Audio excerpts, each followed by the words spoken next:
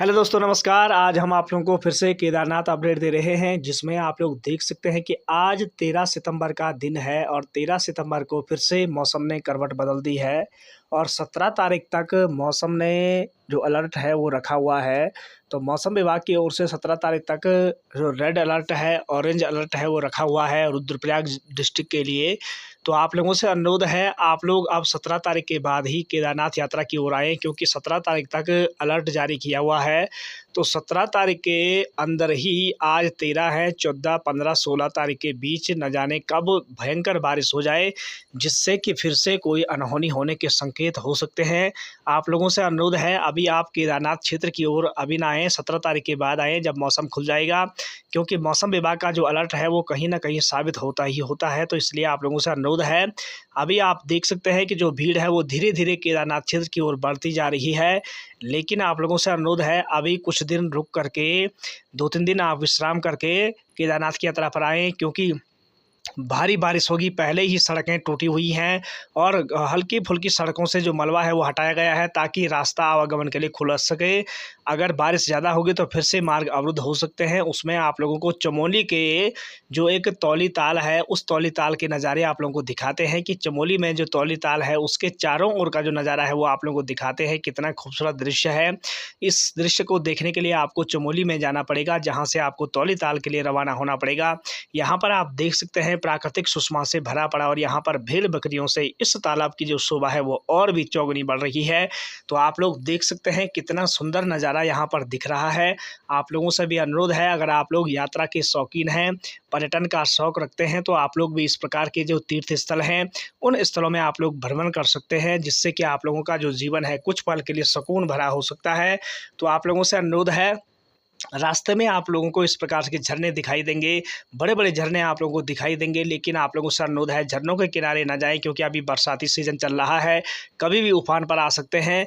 तो आप लोगों से विशेष अनुरोध है, आप झरनों के किनारे ना जाएँ। और मंदिर प्रांगण में आप देख सकते हैं काफ़ी भीड़ बढ़ी हुई है, लोग लाइनों पर लगे हुए हैं और चारों ओर का जो नज़ारा है काफ़ी रौनक भरा नज़ारा है, क्योंकि श्राद्ध पक्ष का आज 7वां दिन है।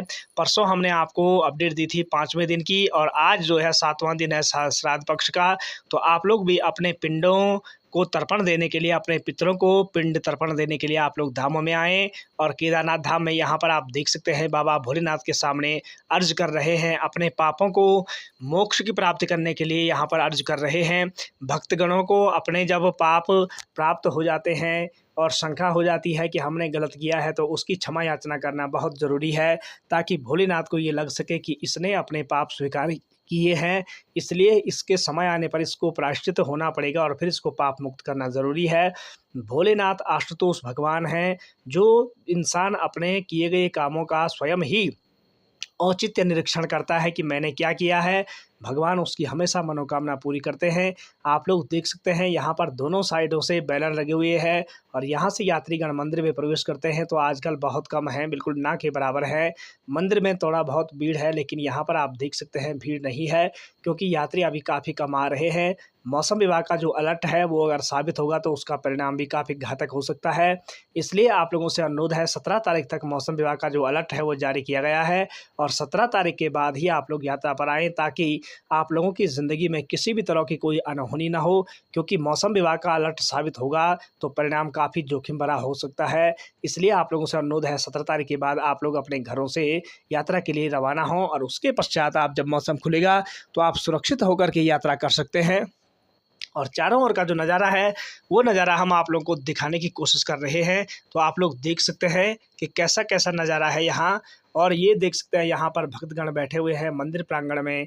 काफ़ी अच्छी यहाँ पर जो पठाल होती हैं, पहाड़ी क्षेत्रों में पठाल कहा जाता है, पत्थर से निकाली जाती है, जो परतदार चट्टान है, परतदार चट्टान से इस प्रकार की पठाल निकाली जाती है और फिर उसको इस प्रकार से सजाया जाता है ताकि मेल मिले और लेवल आए, ताकि ठोकर ना लगे, क्योंकि ऐसी चीज़ों में अगर ठोकर लगी तो सर फट जाएगा, क्योंकि सब प्लेन है। इसलिए यहाँ पर आप देख सकते हैं चारों ओर जो भक्तगणों की संख्या है काफ़ी कम है अब। और बाबा के द्वार पर यहाँ पर आप देख सकते हैं फ़ोटो खींच रहे हैं, क्योंकि यादगार पल इंसान तो मिट जाता है लेकिन उसकी खींची गई जो तस्वीरें होती हैं वो हमेशा यादगार बन जाती हैं और समय आने पर इंसान को विस्मरण करा देती हैं कि हम कहाँ गए थे और कहाँ हमने क्या-क्या किया था। तो चित्र और चरित्र दोनों अपने पास होने ज़रूरी हैं, क्योंकि चरित्र तो मिट जाता है लेकिन चित्र हमेशा अमर रहता है। इसलिए आप लोगों से अनुरोध है, अपने चित्रों को भी आप अवश्य खींचें, फ़ोटो भी आप अवश्य खींचें और सेव करें, ताकि समय आने पर इतिहास आपसे अगर पूछेगा कि आप लोगों ने क्या-क्या किया है, तो आप लोगों का जो इतिहास है वो अमर रहेगा और देखने के बाद हर किसी को विश्वास हो जाएगा कि सचमुच इस इंसान ने यहाँ जा कर के ऐसे-ऐसे काम किए हैं।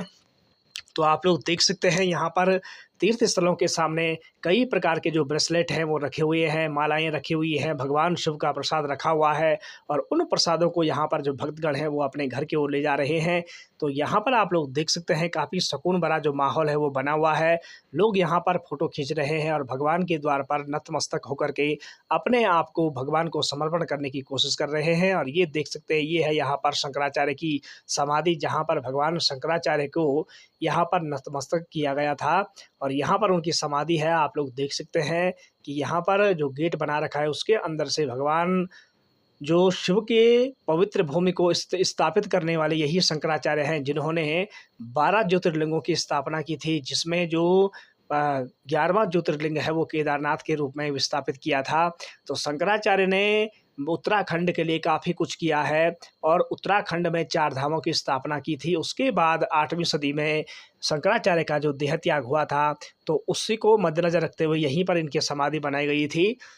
तो आप लोगों से अनुरोध है, जब भी आप लोग केदारनाथ यात्रा पर आएँ तो यहाँ पर शंकराचार्य के दर्शन आप अवश्य करें, क्योंकि इसी महापुरुष के द्वारा आज आप लोग यहाँ आ रहे हो, क्योंकि इसी महापुरुष ने केदारनाथ ज्योतिर्लिंग की स्थापना की थी और तब जाकर के विश्वविख्यात हुआ था कि यहाँ पर शंकराचार्य के द्वारा यहाँ पर पुनर्निर्माण किया गया था शिवलिंग का।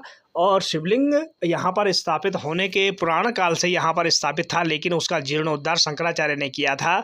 और चारों ओर का जो नज़ारा है वो आप लोग देख सकते हैं किस प्रकार से मनमोहक नज़ारा है, लेकिन खाली पड़े हुए हैं। कुछ यात्री यहाँ पर आए हुए हैं जो यहाँ पर मनोरंजन कर रहे हैं, क्योंकि करना ही है, बाबा के धाम में आए हैं तो प्रत्येक चीज़ यहाँ पर करनी है, लेकिन अपनी मर्यादा में रह कर के प्रत्येक कार्य को करना है, क्योंकि मर्यादा के विमुख जो भी काम करेगा तो उसका परिणाम हर किसी को भोगना पड़ेगा। मैंने आप लोगों को कई बार चेताया है और फिर भी चेतावनी दे रहा हूँ कि आप लोग किसी भी तरह की कोई अनर्गल हरकत धामों में ना करें। गर्लफ्रेंड बॉयफ्रेंड लेकर के या इस प्रकार से कोई कुकृत्य अगर आप धामों में करोगे तो जो परिणाम है वो आपको भोगना पड़ेगा। फिर मत कहना कि हमारा एक्सीडेंट हो गया या फिर हम इस प्रकार के रोगों से प्राप्त हो गए, हमारा शरीर क्षत विक्षत हो गया, क्योंकि भगवान शिव प्रत्येक के कुकर्मों का दंड देते हैं।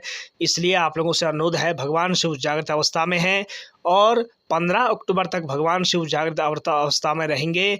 उसके पश्चात 16 अक्टूबर से भगवान विष्णु योग निद्रा में जाग उठेंगे और उसके पश्चात योग निद्रा टूटने के पश्चात भगवान विष्णु के हाथों में सृष्टि का कार्यभार आएगा।